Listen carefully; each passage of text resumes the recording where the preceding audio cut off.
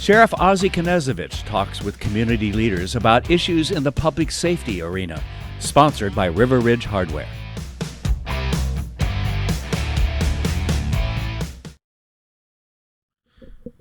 Good morning. This is Sheriff Ozzie Knezovich with the Sheriff's Report.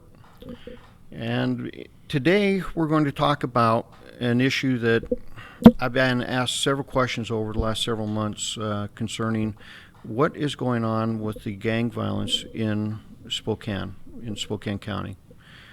So I brought in Undersheriff Mike Kittilstved, who has been in the gang unit for the last, 14 years almost, Mike? Almost 14, yes. Almost 14 years. And he just got promoted to Undersheriff, so he's now in charge of the unincorporated area of Spokane County's patrol division and our specialty units.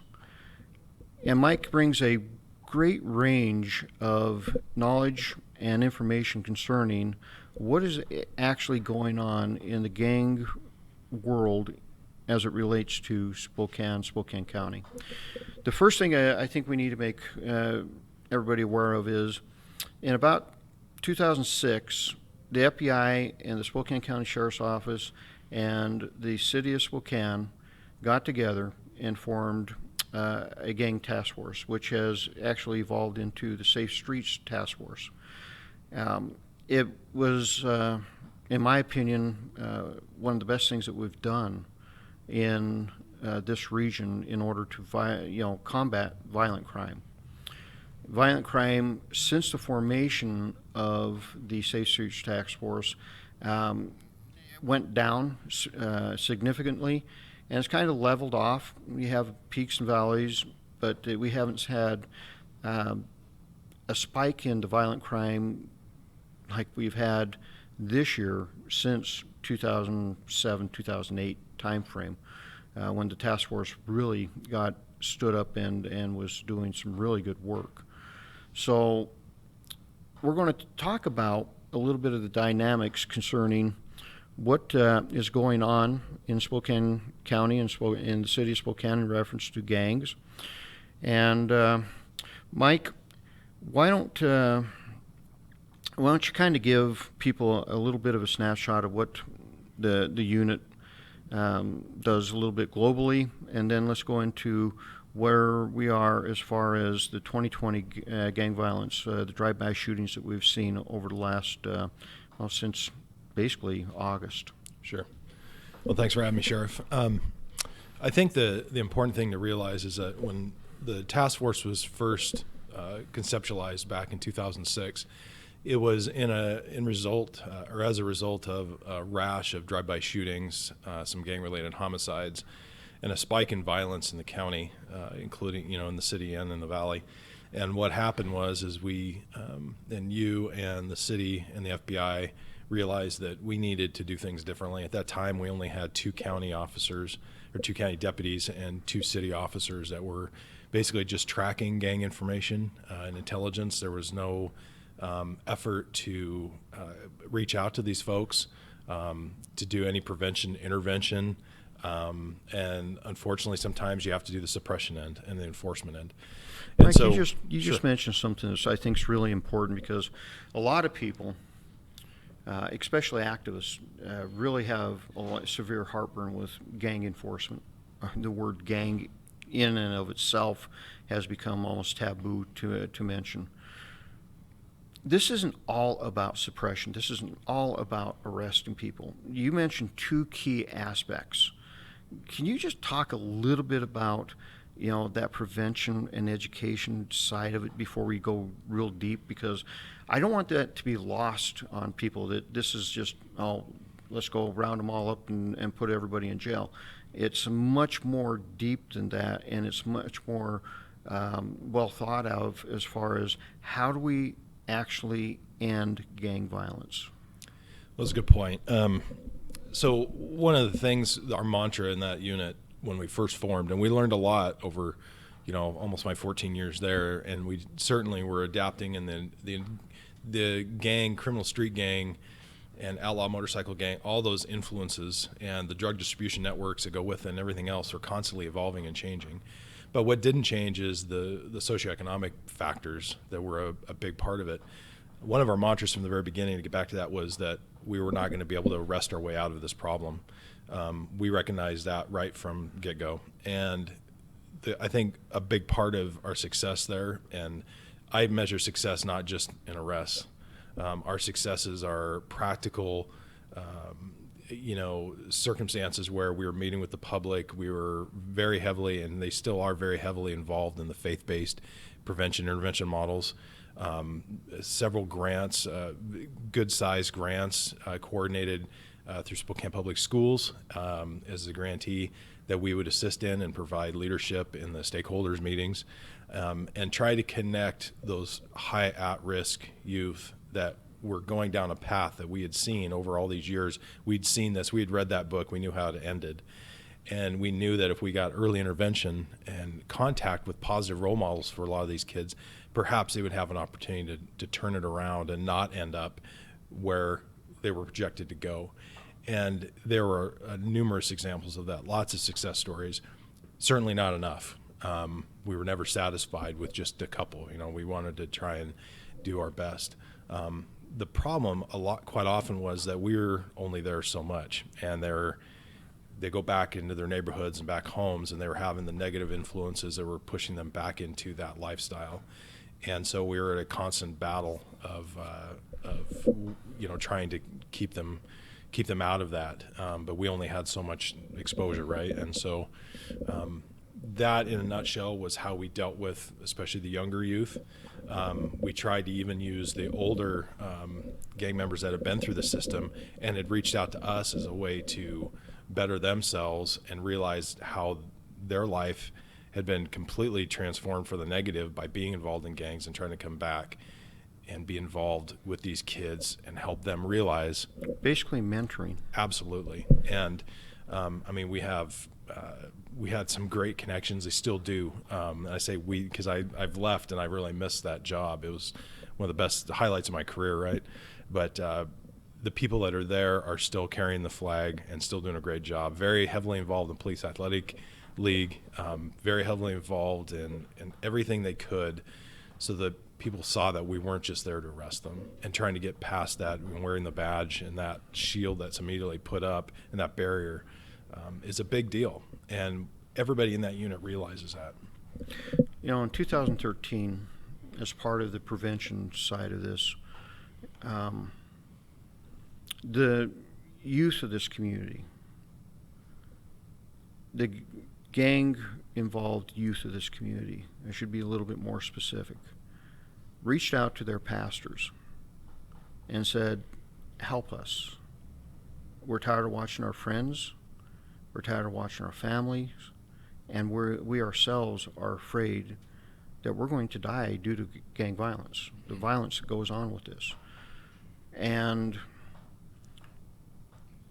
I thought we had a chance at that point to really have significant interdiction into the lives of these kids and try to do something different. But just like every other time, what we did was we had a march from one park to the next.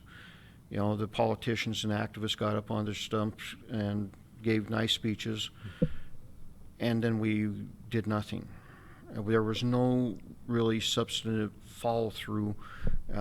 We did some programs. Police Action League came out of that type of dynamic. And there were people that actually had their lives threatened over that issue. One of the African-American pastors that was involved in this effort actually had death threats put on him. I will always count that missed opportunity as a failure in this arena, because can you imagine what would have happened if we would have been able to capitalize on the fact that the youth of that day were saying, help me, help us? We could have wiped out the gang culture in Spokane County, or at least made a very severe dent in it, had we been able to seize that opportunity. You lived through that. You watched that. where did we make the mistakes? Where did we fail to actually capitalize? Because there was no money really given other than grants that we were able to scratch together. But the powers to be, the governments of this area, didn't reach up and go, it is time. We are going to do a full force investment. It is time. Well, one of the things I noticed over all those years was that our unit, the city police department, the sheriff's office, FBI, those who were involved in this unit were always there and available and at the table. And what happened is that other organizations that wanted to participate, that are purely grant funded or donation funded or whatever, everybody's there with the best of intentions. But at the end of the day, everybody, that money is needed for this kind of thing in order for it to have success and long-term stability. I think what's really frustrating to the community that's affected by this that wants change is when these programs last for 12 months, federal fiscal year, and at the end of that, it's over. That money is going to go to another city and try another project, and we're left standing there. And all those groups still have to make a living. These as much as we want volunteers to be involved, you need dedicated people that actually are on salary. And one of the things I noticed is that large agencies in the state actually put significant money towards prevention intervention programs that are actually, quality-based, fact-based, and substantiated. They're not always experiments, right? So there are some really great programs out there in the United States that we wish we could establish here, but it has to be a line item in a budget. It can't be entirely grant-based because those come and go. Every administration has different focuses and different emphasis, and that moving target is very difficult for long-term planning.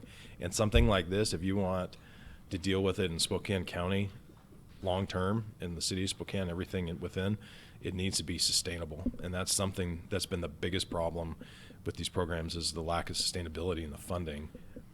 Consistency is one of the things that I've always seen as lacking.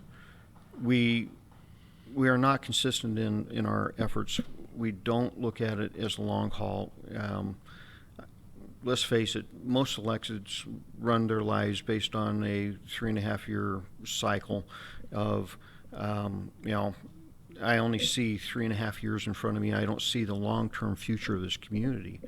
And that is a devastating aspect when it comes to these things, because we had the opportunity in 2013 to do a lot of great things, and we started doing a lot of great things. But as you mentioned, the money was not consistent. The money was not allocated. We did not make that as a community. Mm-hmm. At any level did we make that as a top priority of, we are going to invest X amount of dollars every year to ensure that we don't have young people dying in our streets.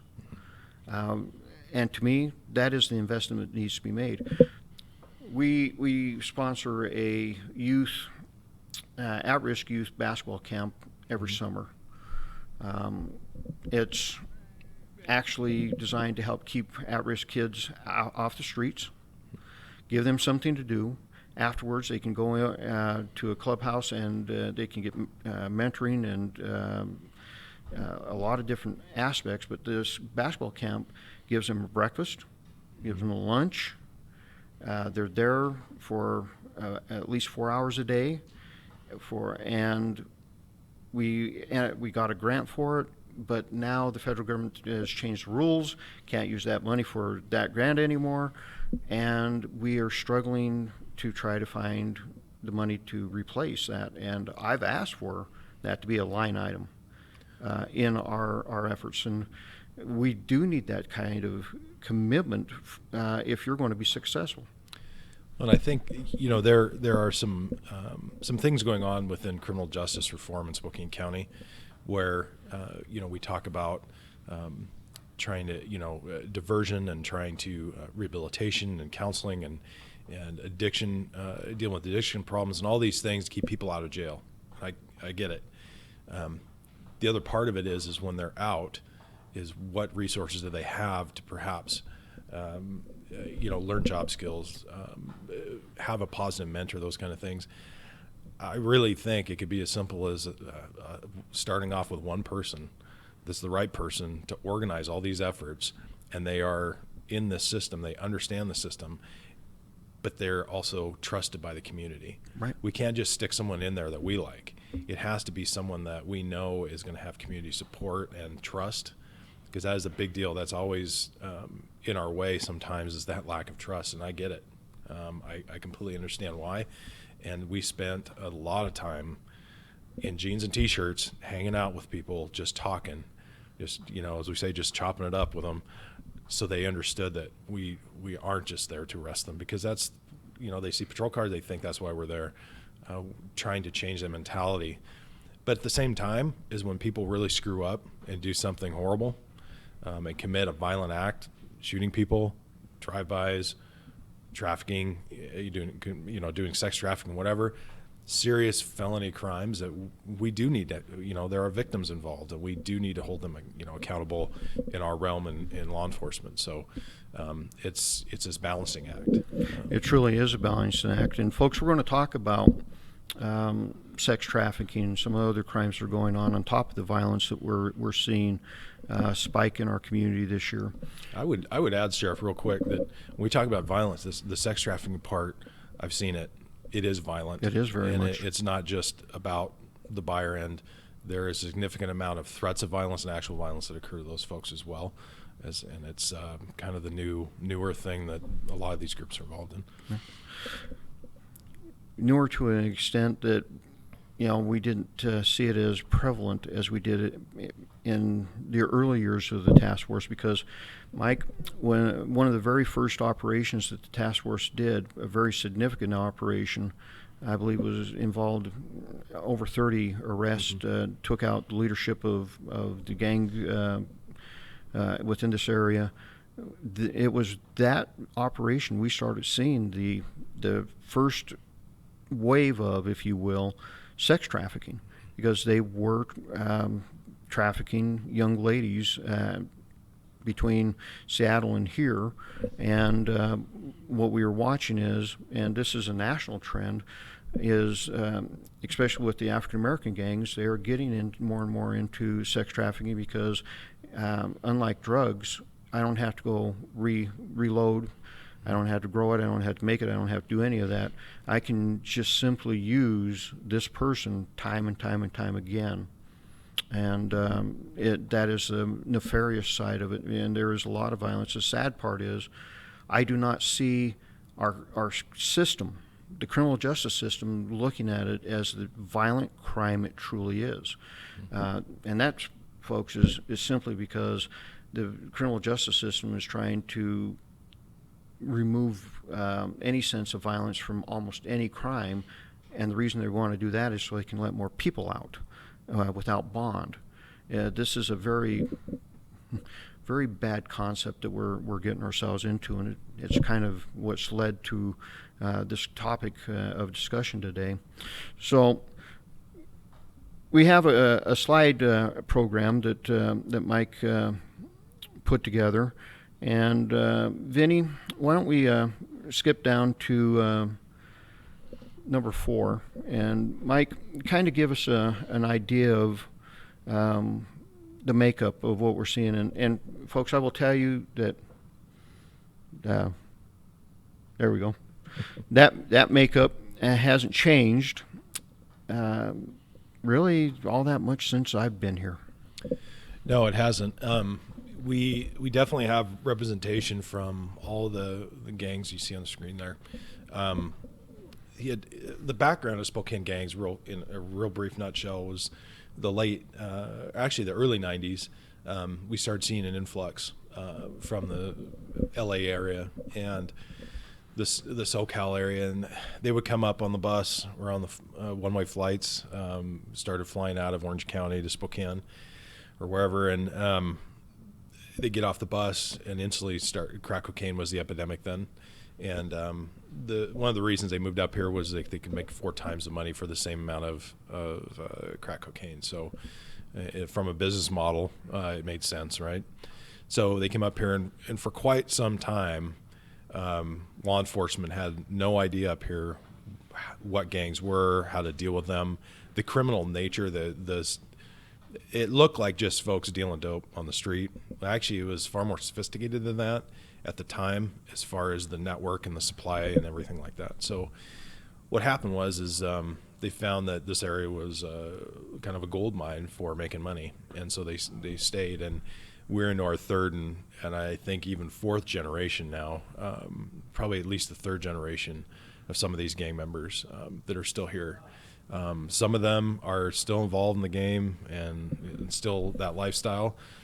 Quite a few have, we know and we get along, and they realize they made mistakes when they're younger. I think we have all made mistakes when we're younger, and they're trying to do better now. But one of the drivers for us here locally, especially with some of these drive-bys, is the negative influence these older gang members have on these teenagers. And we're talking, not 17, 18-year-olds sometimes, but like 14, 13, 14, 15-year-olds, and getting them all spun up.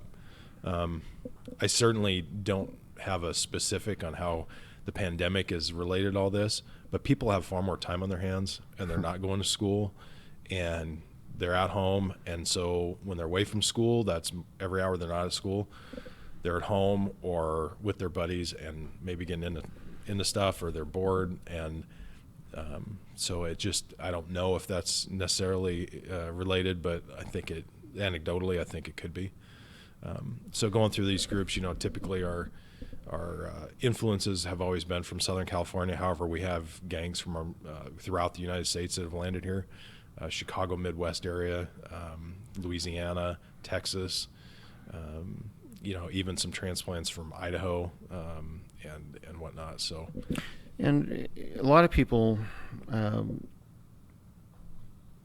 I think, in the early years, had a hard time wrapping their minds around the concept that we had gangs here, even though Chief Terry Magan raised that alarm, and everybody was like, basically laughed him out of town, if you will.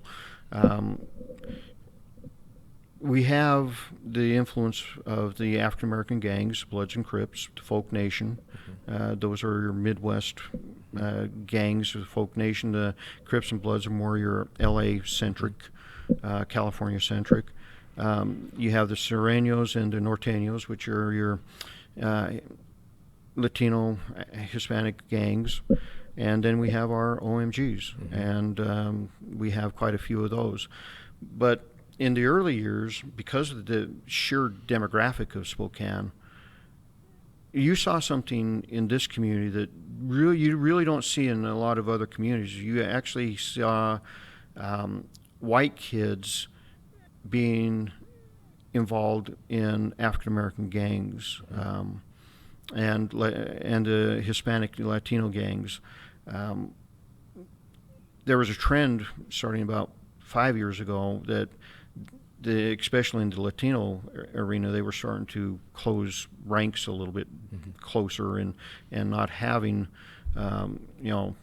mixed race in their membership. Is that still what we're seeing today? That a lot of people have a hard time wrapping their minds around. Well, most of the gang members in Spokane tend to be white. Mm-hmm.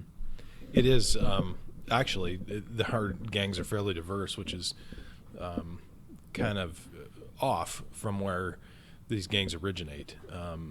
We've had Hispanic and white kids joining Crips and Bloods, and we've had all types of variations to those groups. And when we talk to our peers in LA and just what's going on down there, they couldn't believe it. They said that would never happen in their areas. But Spokane, just because of its social makeup and the makeup of our diversity here, kind of necessitated that just for sheer numbers. And a lot of them, grew up together, went to school together, and now they're affiliating and even becoming members. And so it is. I don't think it's unique compared to the rest of the nation, but to the hardcore, typically gang-centric areas you would think of, we're kind of different that way. Next slide is what the FBI would say the total membership of gang membership, gang-involved individuals in Spokane County is right now is about 1,504, which is 0.5% to a percent of our population. A lot of people will probably go, okay, where does that number actually come from? How do they get there? So the FBI typically sends out surveys nationwide on generic gang membership. These are very general numbers. I would never plant my flag on a number like that. We never have. There is a process for determining if someone is a gang member. It's spelled out in the RCW. They have to meet certain criteria points. That was something we pushed for from very early on because every agency in Washington did it different. However, the gang enhancements for certain your most heinous violent crimes required a gang expert to come into court, be certified as an expert in a 404B hearing, pretrial hearing, in order to bring up that the person was a gang member and that this is how they got to that point. Sometimes those hearings were as long as the trial itself because it is considered prejudicial. And so there's a lot of weight given to that and if it would go in. So what that means is that we don't just willy-nilly flag someone as a gang member or an associate. It is all very systematically put out in the RCW, Revised Code of Washington, that on what the bullet points are for establishing someone's a gang member. The other thing is it's considered intelligence, so we don't ever do a press release or anything like that labeling them as that. It's only for court purposes and intelligence purposes. We would never publish names like that or anything. So the other thing is, unlike sex offender registry, we have to use our information, our facts, and intelligence to determine they don't come in and register as a gang member, right? So this is a generic number that the FBI attributes to most places our size. Okay. Folks, this is Sheriff Ozzie Knezovich with the Sheriff's Report. This is part one of a two-part series on the gang issue within Spokane County. I hope to see you back for part two. Thank you very much. Here at River Ridge Hardware Garden Center, where we have all the plants and flowers that will spruce up your yard, from the lilacs for Spokane's Lilac City to awesome hanging baskets and pots that you can actually put the hanging baskets in. Here at River Ridge Hardware, we want to help you set up your landscape needs. Neighbors helping neighbors at River Ridge Hardware.